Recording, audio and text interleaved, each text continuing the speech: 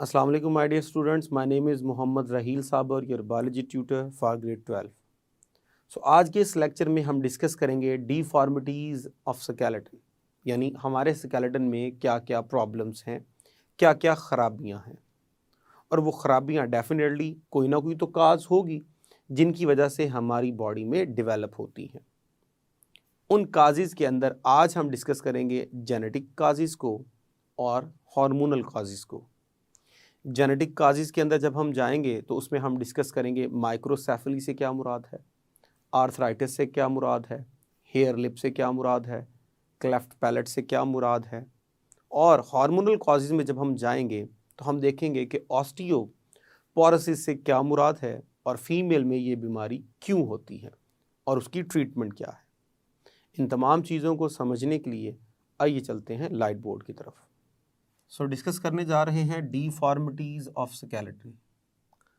Deformities का word हम use करते हैं बेसिकली एबनॉर्मलिटीज़ इन स्केलेटन।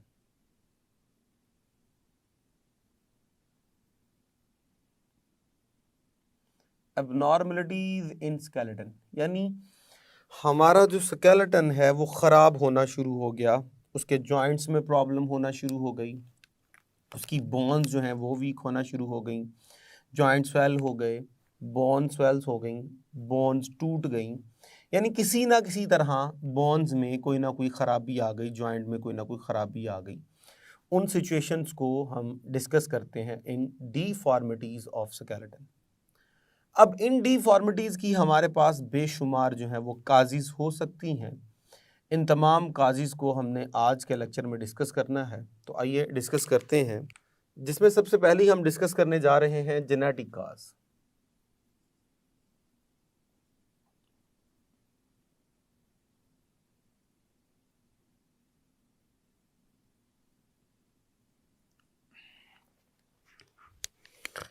अब वर्ड ही हमें बता रहा है genetic cause mean genes will involve to produce abnormality। तो जब abnormality में हमारे पास जीन्स इन्वॉल्व हो जाएं, यानी अब जो स्केलेटन के अंदर खराबी आएगी वो इसलिए खराबी आई क्योंकि abnormal जीन मौजूद है, तो वो हमारे पास क्या होगा, genetic cause of deformities of the skeleton. अब जीन्स जो है डेफिनेटली ये होते हैं इनहेरिट फ्रॉम पेरेंट्स, तो इन्होंने पेरेंट से क्या होना है, इनहेरिट होना है। सपोज कर लीजिए किसी पर्सन के अंदर कोई एबनॉर्मल अलील मौजूद है, जीन मौजूद है, उसे इनहेरिट हुआ उसके फादर से, उसकी मदर से, और वो जीन डोमिनेंट था, तो डेफिनेटली वो अपना करैक्टर क्या करेगा, शो करेगा। जब भी आपकी बॉडी में कोई भी करैक्टर एक्सप्रेस हो रहा होता है उसके लिए हम वर्ड यूज करते हैं phenotype, expression of a trait. और हमेशा वो जो एक्सप्रेशन होता है वो डिपेंड कर रहा होता है जीन्स की प्रेजेंस के ऊपर। मिसाल के तौर पे अगर मेरी हाइट लंबी है तो वो इसलिए लंबी है कि मेरे अंदर लंबी हाइट पैदा करने वाला जीन मौजूद है। तो हमेशा जीन ने एक्सप्रेशन करना होता है ट्रेट को, यानी फिनोटाइप जो है वो डेवलप करना होता है। लेकिन एक बात और भी याद रखिएगा, इसमें एनवायरमेंटल फैक्टर भी इन्वॉल्व होते हैं।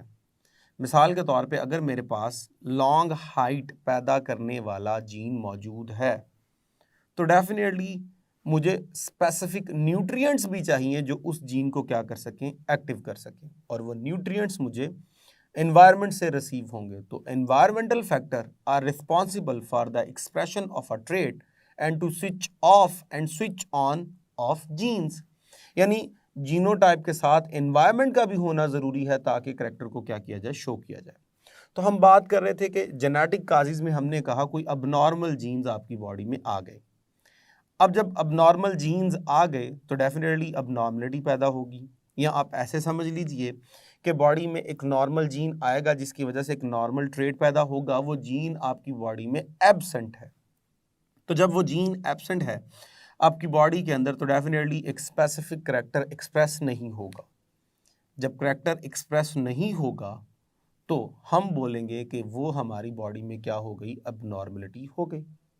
आइए ज़रा हम देखते हैं कि कौन से जो है वो हमारी बॉडी में एबनॉर्मलिटीज़ हैं स्केलेटन के अंदर जो जेनेटिक काजिज़ से पैदा होती हैं। सो फर्स्ट हम डिस्कस करते हैं cleft palate.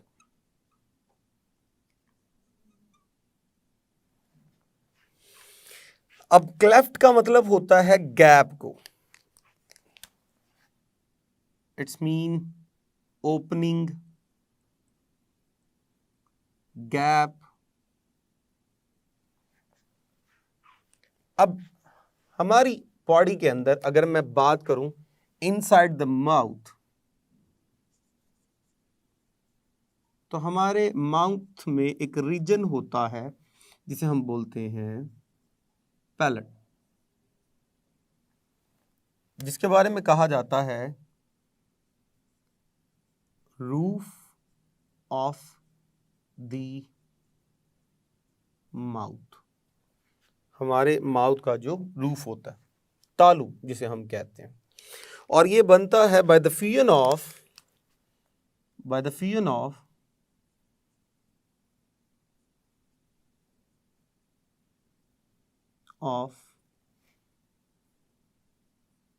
palatine processes and maxilla।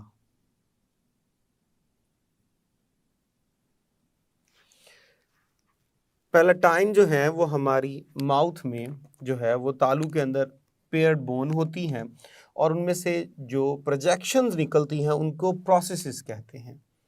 और मैक्सिला हमारे पास ही जो अपर जा होता है, तो अपर जा जो है जब पीछे जाके अटैच होता है पैलेटाइन के साथ, तो पैलेटाइन की लेफ्ट और राइट साइड से कुछ प्रोसेसेस निकलते हैं, कुछ एक्सटेंशंस निकलते हैं जो आपस में जाके अटैच हो जाते हैं। जब वो आपस में जाके अटैच हो जाते हैं तो इस तरह ओरल पोर्शन और नेजल कैविटी दोनों को क्या कर दिया जाता है, सेपरेट कर दिया जाता है। बेसिकली हमारे पास इसका जो मेन पर्पस है वो है separation of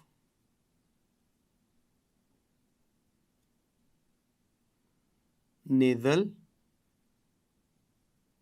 and oral cavity. Nasal और ओरल कैविटी इन दोनों की क्या करना, सेपरेशन करना।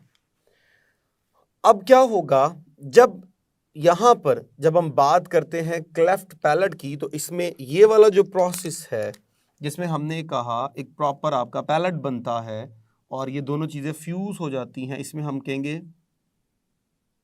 Fails to fuse. ये फ्यूज नहीं हो पाती।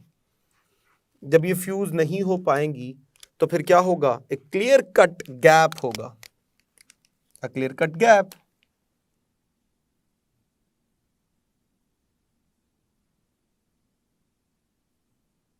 is present। तो जब क्लियर कट गैप होगा तो जो मेन पर्सन है उसे क्या होगी, प्रॉब्लम इन सकिंग। जितने भी लिक्विड सब्सटेंस है जब उनको सक किया जाता है तो उसको सक करने में बहुत ज़्यादा क्या होगी, प्रॉब्लम होगी। बेसिकली हमने कहा कि नेजल कैविटी और ओरल कैविटी दोनों में क्या की जा रही है, सेपरेशन की जा रही है। अब जब कैविटी जो है वहाँ पे डेवलप हो गई, क्योंकि अटैचमेंट नहीं हुई, वहाँ पे क्लियर कट गैप आ गया, तो अब नेजल और ओरल दोनों कैविटीज सेम हो गई। तो अब क्या होगा, जब कोई पर्सन जो है वो फूड वगैरह इनटेक करेगा, पानी वगैरह इनटेक करेगा, तो क्या होगा, फूड हो गया या वाटर वगैरह हो गया, ये दोनों चीजें जो हैं वो क्या होंगी, एंटर हो जाएंगी इनटू दी एयर कैनाल। जब ये एयर कैनाल में एंटर हो जाएंगी तो ये बहुत ज़्यादा लीथल जो है वो जानलेवा जो है वो साबित हो सकता है, क्योंकि इन्होंने लंग्स में चले जाना है, जिसकी वजह से गैसियस एक्सचेंज में प्रॉब्लम होगी। और ये चीज़ें बड़ी हार्ड हैं, ये एल्वेलाई को ब्लॉक कर देंगी, ब्रोंक्यूल्स को ब्लॉक कर देंगी, ब्रोंकस को जो है वो ब्लॉक कर देंगी, जिसकी वजह से एयर जो है वो पास नहीं हो पाएगी। इस कंडीशन को बोलते हैं एस्पायरेशन। निमोनिया,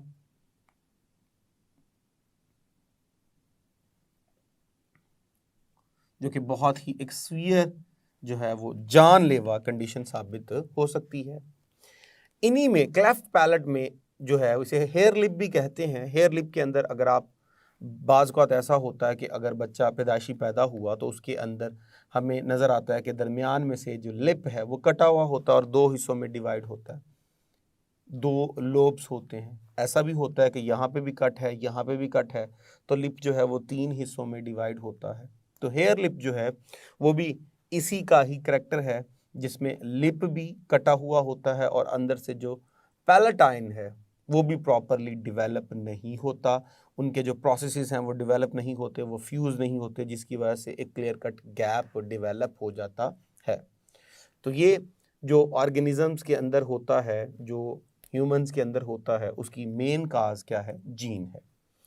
आई जी नेक्स्ट, और अगर हम देखें जेनेटिक काजेज में, तो नेक्स्ट है हमारे पास एक और जेनेटिक काज जिसे हम बोलते हैं माइक्रोसेफली।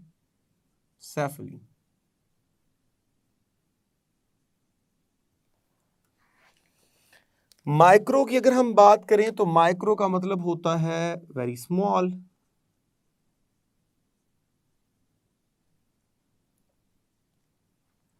और सेफली की अगर हम बात करें तो ये सेफेलिक से निकला है, विच मीन हेड। तो इसका मतलब ये हुआ कि इसमें कंडीशन क्या है? Small size head. अब वो small size head, definitely head तो स्कल की वजह से होगा, तो ये होगा स्मॉल साइज स्कल। स्कल जो है वो बहुत छोटी होगी। आपने बेशुमार बच्चे देखे होंगे जिनके सर बहुत ज़्यादा जो है वो छोटे होते हैं। गुजरात के अंदर एक मज़ार भी है जहाँ पे इस तरह के जो है वो बेशुमार आपको जो है वो बच्चे नज़र आते हैं। आम तौर पे हमारे रोड्स के अंदर जो है इस तरह के कुछ लोग नज़र आते हैं जिनको जो है वो कुछ बंदों ने जो है वो हायर किया होता है। बेसिकली वो इनको ख़रीद कर लाते हैं और उनको जो है वो फिर मांगने में यूज़ करते हैं। अब देखो होगा उनका सर बहुत ज़्यादा छोटा होता है। अब जब उनका सर छोटा होता है, डेफिनेटली सर छोटा होने में एक और जो है वो एक सिम्टम भी होगी, वो होगी अबनॉर्मल डेवलपमेंट ऑफ ब्रेन। इनका ब्रेन भी प्रॉपरली डेवलप नहीं होगा। जब ब्रेन प्रॉपरली डेवलप नहीं होगा तो ये क्या होंगे? Mentally retard,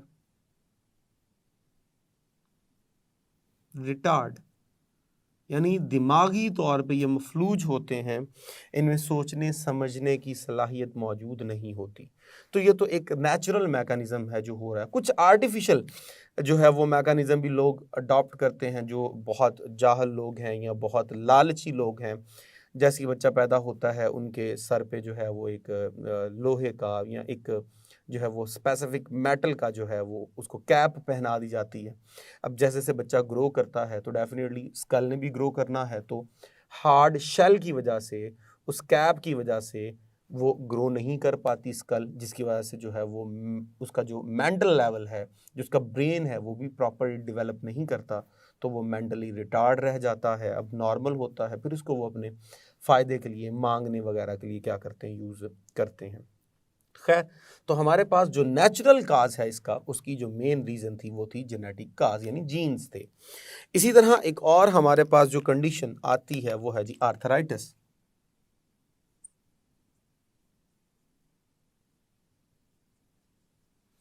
arthritis arthritis basically ये है डिजीजेस ऑफ जॉइंट्स, और इसमें बेशुमार डिजीजेस हमारे पास शामिल हैं। हमारी बुक के मुताबिक मोर देन 100 जो है वो डिजीजेस हैं जिनका ताल्लुक जो है वो बोन्स के साथ होता है या जॉइंट्स के साथ होता है। इन्हीं में एक टर्म हम डिस्कस करते हैं, ऑस्टियो आर्थराइटिस। Osteo arthritis.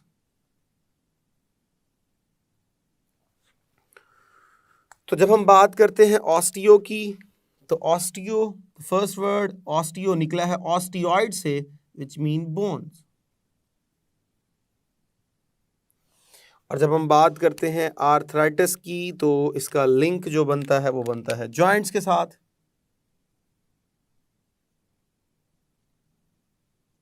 तो इसका मतलब ये हुआ कि ये बेसिकली ऐसी डिजीज होगी जिसमें जॉइंट्स भी जो है वो भी डिफेक्ट होगा, उनके अंदर भी डिफेक्ट होगा, और साथ बोन्स में भी, यानी इन्फ्लामेशन ऑफ जॉइंट्स भी होगी,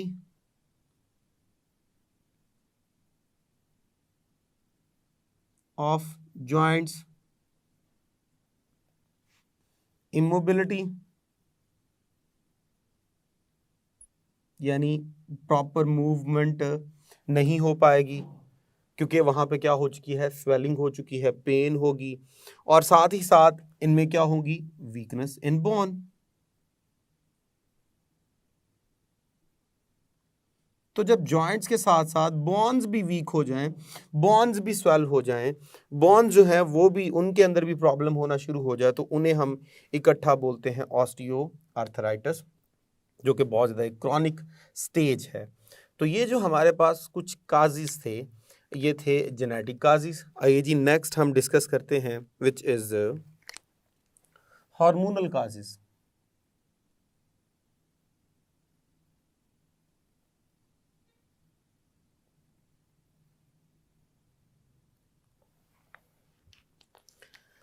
जब हम हार्मोनल काजेज की तरफ जाएंगे तो डेफिनेटली यहाँ पे हार्मोन्स इन्वॉल्व होंगे। सो डेफिशिएंसी ऑफ हार्मोन्स,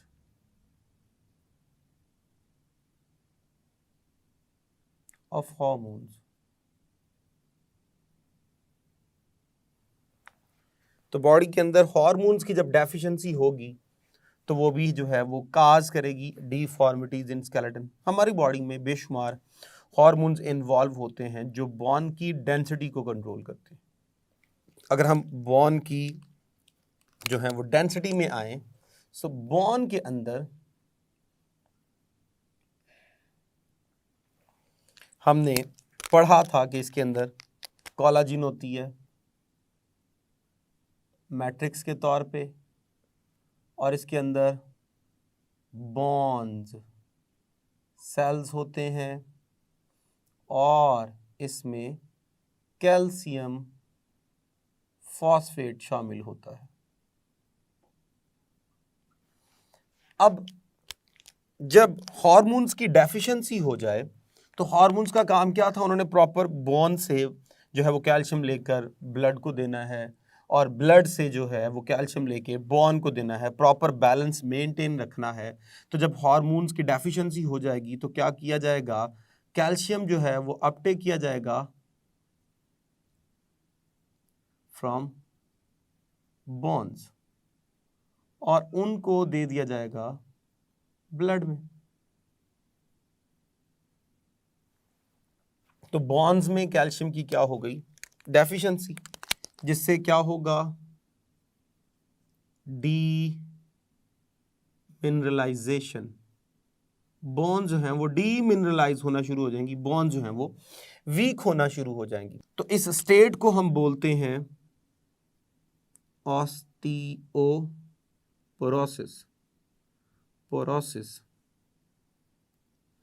अब ये जो कंडीशन है ऑस्टियोपोरोसिस, इसके अंदर अगर हम आए तो osteo mean bones, porosis mean development of pores, सुराख वगैरह बन जाना, खोखली हो जाना। तो ये वो कंडीशन है जिसमें हड्डियां अंदर से खोखली हो जाती हैं, और ये आमतौर पर होता है इन एज्ड वुमेन, और वो एज्ड से मुराद अबव 40। तो वो वुमेन्स जो अबव 40 होती हैं, 40 साल से जब ज़्यादा उनकी एज होती है, तो बहुत ज़्यादा बैठने की वजह से, एक्सरसाइज प्रॉपर ना करने की वजह से, डिफरेंट एक्टिविटीज़ में इन्वॉल्व ना होने की वजह से, प्रॉपर फूड इनटेक ना करने की वजह से, मैल न्यूट्रिशन की वजह से बेशुमार काजिज़ हो सकते हैं। उनके अंदर जब कैल्शियम का लेवल प्रॉपरली कंट्रोल नहीं होता तब उनके अंदर ये बीमारी हो जाती है। और उनमें जो मेजर काज नजर आया है वो नजर आया है जी deficiency of estrogen. Deficiency of estrogen. Estrogen basically एक हार्मोन है जो कि ओवरीज से पैदा होता है, और जब ये पैदा होकर ब्लड में आता है तो ब्लड के अंदर डिफरेंट मैकेनिज्म ऑन करता है, और उन मैकेनिज्म का काम होता है कैल्शियम के लेवल को भी क्या करना, कंट्रोल करना। तो जब इनमें मेल न्यूट्रिशन की वजह से या बहुत ज़्यादा बैठने की वजह से, प्रॉपर काम ना करने की वजह से, सुस्ती की वजह से, एक्सरसाइज ना करने की वजह से और बेशुमार चीज़ों को ना करने की वजह से इनमें जब एस्ट्रोजन का लेवल ड्रॉप होता है तो उसकी वजह से वो तमाम मेटाबॉलिज्म रुक जाते हैं जो इससे इंटरलिंक थे, और उन्हीं में एक मैकेनिज्म था कैल्शियम के लेवल को कंट्रोल करना, उसको प्रॉपर अपटेक करना बोन के अंदर, ताकि बोन को क्या किया जाए, स्ट्रॉन्ग किया जाए। अब जब एस्ट्रोजन की डेफिशिएंसी हो गई तो बोन के अंदर वो मेटाबॉलिज्म रुक जाएगा जिसमें प्रॉपर कैल्शियम को अपटेक किया जाएगा, तो बोन जो है वो डीमिनरलाइज होना शुरू हो जाएगी। सबसे ज्यादा जो फर्क पड़ता है वो पड़ता है ऑन फीमर। इनमें फीमर के टूटने के चांस बहुत ज्यादा बढ़ जाते हैं। मीन अगर ये गिर जाएं तो इनमें जो है वो फीमर बहुत जल्दी से ब्रेक हो जाता है, क्योंकि वो पोरस हो चुका है, सुराखदार हो चुका है, खोखला हो चुका है due to the deficiency of the calcium. हाँ, अगर हम इसकी ट्रीटमेंट करवाना चाहते हैं तो इसके लिए जो ट्रीटमेंट यूज की जाती है वो है जी एस्ट्रोजन रिप्लेसमेंट थेरेपी। सो एस्ट्रोजन रिप्लेसमेंट थेरेपी इसे यूज किया जाता है, रिप्लेसमेंट थेरेपी, जिसमें प्रॉपर उस फीमेल को एस्ट्रोजन के इंजेक्शन लगाए जाते हैं ताकि एस्ट्रोजन के लेवल को मेंटेन किया जाए और बॉडी में एस्ट्रोजन आकर कैल्शियम के लेवल को मेंटेन करके बोन्स को जो है वो स्ट्रॉन्ग करना शुरू करे। तो ये हमारे पास जो एग्जांपल्स थी ये बेसिकली थी हार्मोनल काजेस की। तो आज के लेक्चर में हमने जो डिस्कस किया वो डिफॉर्मिटीज ऑफ स्केलेटन था, जिसमें हमने जेनेटिक काजेस को डिस्कस किया और हार्मोनल काजेस को डिस्कस किया। अगर हम इस लेक्चर की इंपॉर्टेंस में देखें तो with respect to short questions ये बहुत ही ज़्यादा इंपॉर्टेंट है। ये सारा आपने शॉर्ट क्वेश्चंस के लिहाज से जो है वो प्रिपेयर करना है कि क्लेफ्ट पैलेट से क्या मुराद है ये आपको पता होना चाहिए, या ऑस्टियोपोरोसिस से क्या मुराद है, या आर्थराइटिस से क्या मुराद है। ये सारी चीज़ें जो हैं वो शॉर्ट क्वेश्चंस बना के पूछी जा सकती हैं। छोटे छोटे यहाँ पे एमसीक्यूज भी बन सकते हैं, मिसाल के तौर पे कि क्लेफ्ट पैलेट में कौन कौन सी जो चीज़ें जो हैं वो फ्यूज़ नहीं होती, तो इसमें जो है वो पैलेटाइन और जो मैक्सिला है वो फ्यूज़ नहीं होता, ये आपको पता होना चाहिए। ऑस्टियोपोरोसिस की जो मेन जो है वो काज है वो एस्ट्रोजन की डेफिशिएंसी है, ये आपको जो है वो पता होना चाहिए। ऑस्टियो आर्थराइटिस बोन्स और जॉइंट्स दोनों की जो है वो बीमारी है कलेक्टिवली, जिसमें बोन्स भी ख़राब होती हैं और जॉइंट्स भी ख़राब होते हैं। तो इस तरह अब तक के लिए इतना ही, इजाज़त दीजिए for next lecture. Thank you very much. अल्लाह हाफिज़।